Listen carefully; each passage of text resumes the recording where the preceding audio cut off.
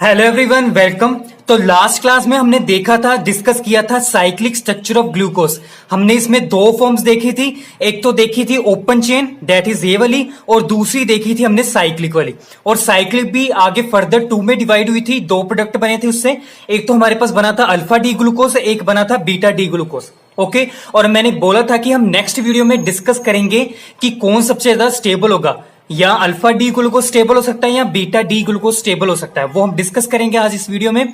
तो बात यह है कि अगर आपने केमिस्ट्री में देखा होगा, चाहे आप ऑर्गेनिक रिएक्शन देख रहे हो चाहे इनऑर्गेनिक रिएक्शन देख रहे हो, अगर कोई रिएक्शन दो प्रोडक्ट आपको देती है, आपने देखा होगा मैक्सिमम केसेस में क्या होता है, एक मेजर बनता है और एक माइनर बनता है। अब इसका रीजन क्या हो सकता है मेजर का? अगर कोई मेजर प्रोडक्ट बन रहा है, इसका मतलब ये होगा कि वो ज्यादा स्टेबल होगा दूसरे से। अगर माइनर बन रहा है तो इसका मतलब ये होगा कि वो क्या है, लेस स्टेबल होगा दूसरे वाले मेजर से। यही रीजन हो सकता है। तो यहां पे भी सेम केस हमने यहां पे भी देखना है कि जो हमारे पास अल्फा और बीटा डी ग्लूकोज है, वो सबसे ज्यादा जो स्टेबल होगा वही मेजर में बनेगा। ओके, वही हम डिस्कस करने वाले stability of alpha and beta D glucose.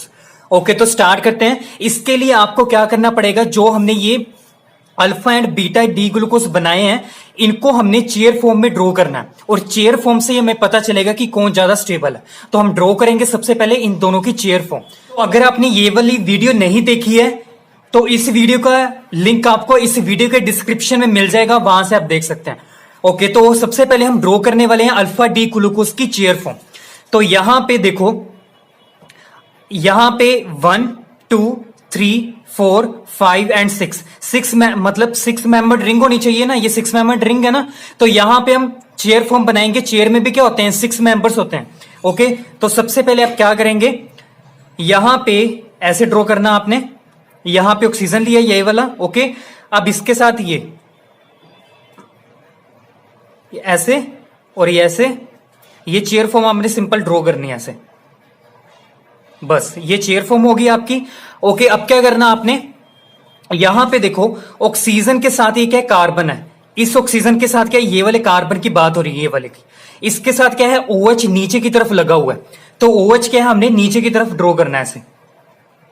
इतना हो गया। अब क्या है, ये नेक्स्ट कार्बन है, मान लो नंबरिंग कर दो। अगर मान लो यहां पे ये फर्स्ट कार्बन है तो ये फर्स्ट हो गया, फिर second, third, fourth, fifth. Okay, अब यहां पे फर्स्ट कार्बन की बात होगी, OH नीचे की तरफ था, हमने ड्रॉ कर दिया। अब यहां पे नेक्स्ट कार्बन सेकंड है, सेकंड में भी OH ग्रुप क्या है, नीचे की तरफ है। तो नीचे की तरफ क्या करना आपने, ऐसे ड्रॉ करना है इसको। अभी मैं आपको बताऊंगा कि आपने कैसे देखना है, सिंपल पहले देख लो क्या करना है। यहां पे OH नीचे की तरफ हो गया। अब हम थर्ड कार्बन की बात करेंगे। थर्ड में क्या है, OH ऊपर की तरफ है, तो OH को ऐसे ऊपर की तरफ ड्रॉ करना आपने। अब नेक्स्ट फोर्थ की बात करते हैं। फोर्थ में जो हमारे पास कार्बन के साथ जो OH ग्रुप है वो नीचे की तरफ है, तो यहां पे नीचे की तरफ ड्रॉ कर देंगे।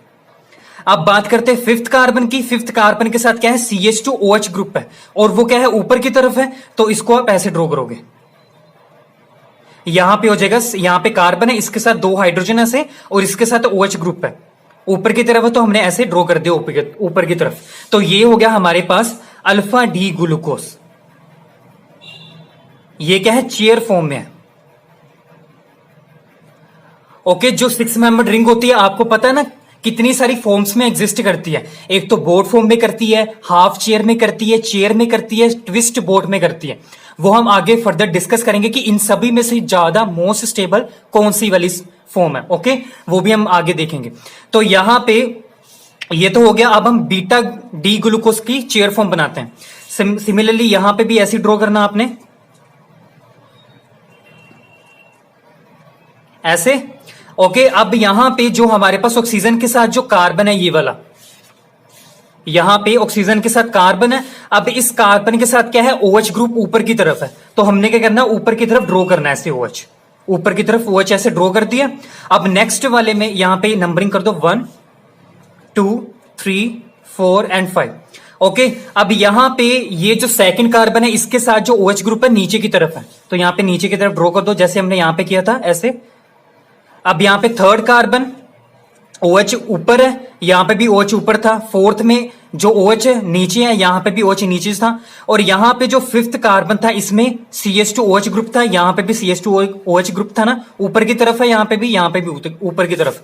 तो सेम ऐसे ड्रॉ करना है। ये भी ऐसे और ये भी ऐसे, जैसे ये वाले केस में था अल्फा डी ग्लूकोज में। तो इतना हो गया, ये हमारे पास है chair form of beta D glucose. Okay, अब यहां पे कौन ज्यादा स्टेबल है कैसे देखना आपने। सबसे पहले अब यहां पे चेयर फॉर्म ड्रॉ कर ली।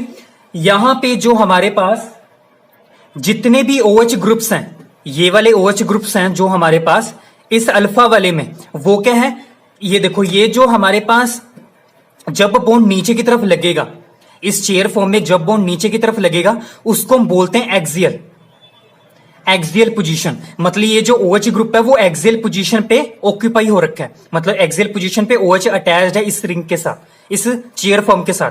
अगर तो हमारे पास बॉन्ड ऐसे टिल्ड है, सीधा नहीं है, ऐसे टिल्ड है, मतलब ऐसे ये भी टिल्ड है, ये भी टिल्ड है, ये भी टिल्ड ऐसे, तो इन पोजीशंस को आप बोलते हो इक्वेटोरियल पोजीशन। तो ये जितने भी OH ग्रुप हैं, ये वाले 1, 2, 3 एंड 4, ये सभी जो ग्रुप्स हैं OH वाले, वो क्या है, इक्वेटोरियल पोजीशन पे हैं, इक्वेटोरियल पोजीशन पे है। ओके, अब ये सिर्फ यही एक OH ग्रुप है जो एक्सियल पोजीशन पे है। अब हम बात करते हैं इसकी। यहां पे ये जो OH ग्रुप है ऊपर की तरफ ऐसे टिल्ड है ना, बॉन्ड स्ट्रेट तो है नहीं, ये ऐसे, मतलब ये क्या होगा, इक्वेटोरियल होगा। यहां पे ये भी टिल्ड है तो ये भी इक्वेटोरियल होगा, यहां पे भी टिल्ड है, इक्वेटोरियल, यहां पे भी ये इक्वेटोरियल और यहां पे भी इक्वेटोरियल होगा। ओके, मतलब ये वाला एक्सियल है, ये भी इक्वेटोरियल, ये भी और ये भी।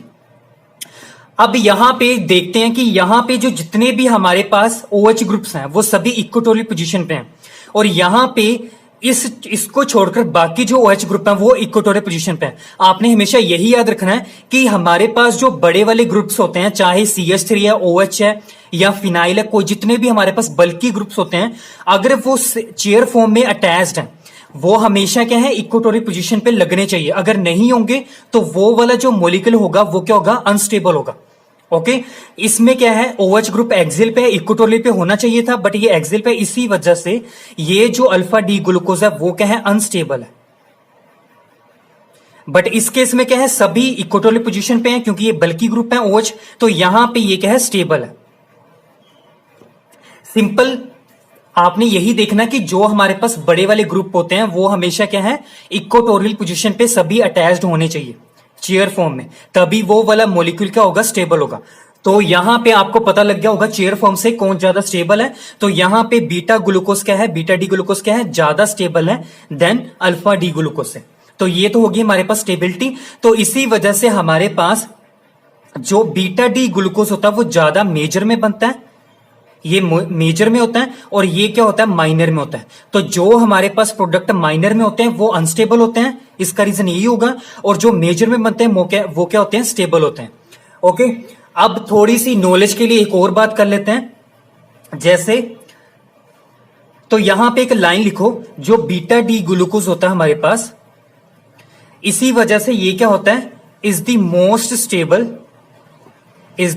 Stable of all the aldohexoses. Aldohexoses मतलब जितने भी हमारे पास कार्बोहाइड्रेट्स हैं, ओके, जिसमें एल्डिहाइड ग्रुप है, एल्डिहाइड ग्रुप दैट इज ये वाला एल्डिहाइड ग्रुप है, जिसमें जैसे ग्लूकोज हो गया, मैनोज हो गया, एक्सेट्रा, ठीक है। उनमें जो हमारे पास नंबर ऑफ एटम्स अगर 6 हैं, कार्बन एटम 6 हैं, हेक्स का मतलब क्या होता है, हेक्सा का मतलब क्या होता है, number of carbon atom equal to 6, मतलब वो हमारे पास कार्बोहाइड्रेट जिसमें कार्बन एटम 6 होंगे और उसमें हमारे पास एल्डिहाइड ग्रुप होगा। तो इन सभी में से हमारे पास जो बीटा डी ग्लूकोज होगा वो ज्यादा स्टेबल होगा देन अदर से। ओके, क्योंकि इसका रीजन क्या है, सभी OH ग्रुप क्या है, इक्वेटोरियल पोजीशन पे है। अब एक और काम की बात करते हैं, जैसे इन एक्व सोल्यूशन, ये इंपॉर्टेंट है, इन एक्व सोल्यूशन जैसे हमने लिया ओपन चेन फॉर्म, जैसे हमारे पास ग्लूकोज की ओपन चेन फॉर्म है, दैट इज ये वाली है। इसको हमने जब इसका एक्व सोल्यूशन बनाया, तो ये जो हमारे पास, जब देखो हमारे पास जो ओपन चेन है, इससे क्या क्या बनेगा हमारे पास, एक तो अल्फा डी ग्लूकोज बनेगा और एक बनेगा बीटा डी ग्लूकोज। तो यहां पे ये क्या है, इक्विलिब्रियम होगा विद अल्फा डी ग्लूकोज के साथ, और इसमें क्या बनेगा, एक बीटा डी ग्लूकोज बनेगा, यही बनेगा। अब देखो यहां पे मैंने बोला कि जो बीटा डी ग्लूकोज होगा वो मेजर में बनेगा, मतलब इसकी परसेंटेज क्या होगी, ज्यादा होगी, मैक्सिमम रिएक्शंस में देन अल्फा वाले से। तो यहां पे अगर हमारे पास ग्लूकोज है, कोई भी ग्लूकोज है, ओके, तो ये ओपन चेन में इतने परसेंट एग्जिस्ट करता है, 0.02%। बी अल्फा वाले में कितना एग्जिस्ट करता है, 36%। और यहां पे बीटा में एग्जिस्ट करता है 64%।